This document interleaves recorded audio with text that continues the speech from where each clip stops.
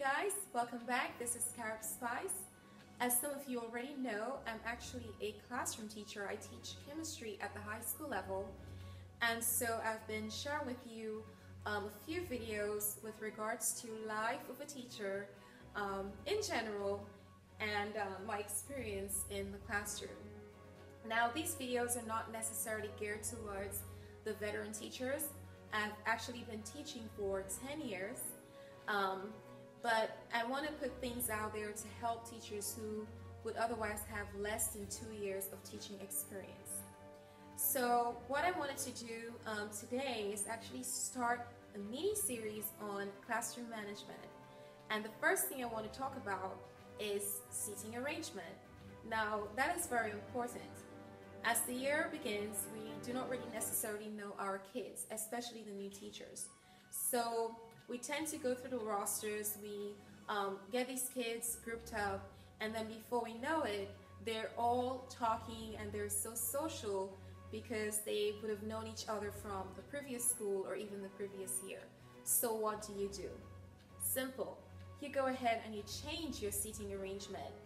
Yes, in the middle of the grading period, 3 weeks and 2 weeks into the program, you are to change your seating arrangement. A lot of teachers do not like doing that. They feel like, it's too much work, it's not giving the kids a fair chance. But if you do not have control of your class and you have more of a social culture going on, then the chances of not reaching your kids with instruction, or the chances of them not actually getting a lot of out of the instruction because they're so distracted is highly likely.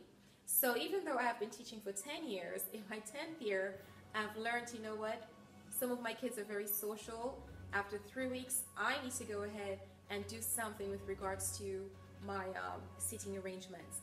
So as you can see, I have groups of 4. I have desk arranging groups of 3s and 2. I never let anyone sit alone. I think that's just a little bit mean. But I did go ahead and make that change as I saw it necessary. Great teachers do that. We are not afraid to make changes as we see fit. So for great classroom management, go ahead and change those seats. Pair up the high kids with the low performing kids. Help them to help each other.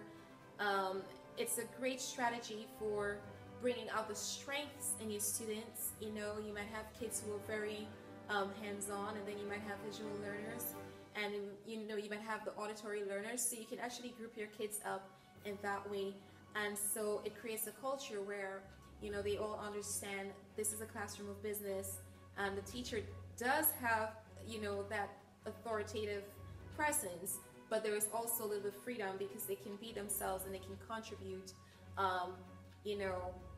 efficiently and effectively towards the activities in the classroom. So I thank you for looking on. Please go ahead and subscribe. I'll be sharing more tips with you on classroom management. But again, the first thing you want to do when you realize everything is going downhill is to go ahead and look at your seating arrangement. Thank you guys, and please subscribe to the channel. Bye.